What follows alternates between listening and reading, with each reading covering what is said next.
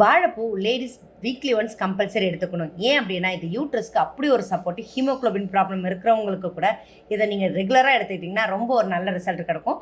அதுக்கு சமைக்க ஒரு கடாய் வச்சுக்கோங்க. கடாயில் எண்ணெய் ஊற்றிக்கோங்க. எண்ணெய் கஞ்சதுமே கடுகு, கடலைப்பருப்பு, சீரகம், வரமிளகா, கொஞ்சம் கருவேப்பிலை, நறுக்கி வச்சுருக்க சின்ன வெங்காயம் போட்டு வதக்குங்க. வதங்கினதுமே கொஞ்சமாக உப்பு சேர்த்துட்டு நம்ம ஊற வச்சுருந்தா பாசிப்பருப்பையும் அது கூட சேர்த்துக்கலாம். ஒரு 1/2 மணி நேரம் ஊற வச்சுருந்தா போதும். இதை லேசாக வறுத்ததுமே நம்ம கட் பண்ணி வச்சுருக்க வாழைப்பையும் அது கூட சேர்த்துக்கலாம். வாழைப்பூ கருப்பாகாமல் இருக்கிறதுக்கு நீங்கள் மோரில் ஊற வச்சாலும் சரி, இல்லை கட் பண்ணிவிட்டு எலுமிச்சம்பழம் புழிஞ்சு விட்டாலும் சூப்பராக இருக்கும். கொஞ்சமாக மஞ்சத்தூள் சேர்த்துக்கோங்க. இது கூடவே வேகிறதுக்கு நல்லா மூழ்கிற அளவுக்கு வரைக்கும் தண்ணி ஊற்றினா போதும், நிறைய ஊற்ற தேவையில்லை. இது நல்லா கிளறி விட்டுட்டு ஒரு மூடி போட்டு ஒரு 15 நிமிஷம் சிம்மில் வச்சுருக்கோங்க. இப்போது வாழைப்பூ சூப்பராக வெந்துருச்சு.